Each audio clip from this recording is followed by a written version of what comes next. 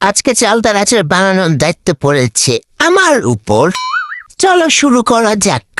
কিন্তু একটা ঘটনা, এই গরমের দিনে চালতা আমার মাথারে কোথায় পাইলো, তাও সেটা নিজে আচার বানাতে গিয়ে আমার হাতে ধরাই দিয়ে চলে গেছে। সব ফাঁকিবাজি কাম কাজ।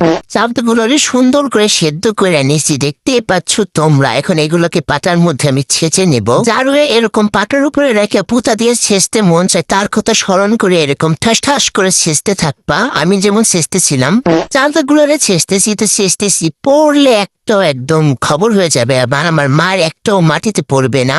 বলতে না বলতে এটা কি হলো, মাদারে দেখার আগে ওটারে উঠে আমি ফালাই দিছি, তাহলে মায়ের একটা মাটিতে পড়তো না। এখানে সবগুলো চালতা আমি ছেঁচে নিয়েছি, পাতার উপরে রেখে পুঁতা দিয়ে যার আমার ছেঁচতে মন চায় তার কথা চিন্তা করে একদম ছেঁচে নিয়েছি। এখন আমি সিক্রেট একটা মশলা বানিয়ে নিব আচারের জন্য। শুকনো মরিচ, কালো জিরা, ধনিয়া সবকিছু দিয়ে গুঁড়ো করে নিয়েছি। তারপর আমি আমার মাদারের আবার সেই সাদা চানের কড়াইটা বের করে নিয়েছি, তার মধ্যে দিয়ে দিয়েছি গপ গপ করে তেল, আর সাথে দিয়ে দিয়েছিল শুকনো মরিচ। এখন দিয়ে দিব হলো 5 ফোড়ন। সবগুলো একদম তেলের মধ্যে সুন্দর করে ভেজে নিচ্ছিলাম। বেশি ভাজতে যেও না, তাহলে পুরা কয়লা হয়ে যাবে।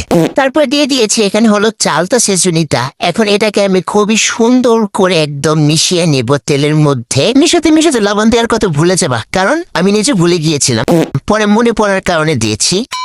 লবণ দিয়ে সুন্দর করে মিক্স করে নেবা, যেমনটা আমি মিক্স করে নিচ্ছিলাম। এখন এটার মধ্যে অ্যাড করবো কিছু মশলা পাতি, যে হলুদের গুঁড়া, মরিচের গুঁড়া, সবকিছু দিয়ে একটু সুন্দর করে নেড়ে চেড়ে মিক্স করে নেব। আজকে টক ঝাল মিষ্টি একটা আচার বানাবো, তাই এখানে আমি চিনির বদলে দিয়ে দিব হলো খেজুরের ঝোলা গুড়। আসলে ঝোলা গুড় দেওয়ার আইডিয়াটা আমার না, অবশ্য আমার মাদারে। বড়দের কথা শুনে চলবে সবসময়, তাহলে সবকিছু পারফেক্ট হবে। যেমন আমি এখানে গুড় দিয়ে নাড়াচাড়া করতেছিলাম, তারপরে মনে হলো যে আরেকটু লাগবে, তার জন্য এখানে আমি আরেকটু গুড় দিয়ে দিয়েছিলাম। উফ, দেখো গুড় দেওয়ার কারণে কি সুন্দর একটা কালার চলে এসেছে, আর মিষ্টিটাও হয়েছিল খুব পারফেক্ট, যেহেতু আমি মিষ্টি একটা চালতার আচার বানিয়েছি। এখন দিয়ে দিয়েছি যে মশলাটা আমি বানিয়েছিলাম ঠিক সেটা। এখন এইটা মশলাটাকে দিয়ে আমি সুন্দর করে নিয়ে নিচ্ছিলাম। অনেক সুন্দর একটা স্মেল বেরিয়েছিল, আর উফ কালারটা দেখো। এটা এখন পুরো কমপ্লিট হয়ে গিয়েছিল। একটা বাটিতে আমি পরিবেশন করে দিচ্ছি। পরিবেশন করার পর এখানে একটা শুকনো মরিচ দিয়ে দেবা, কারণ আমি নিজে দিয়েছি তাই।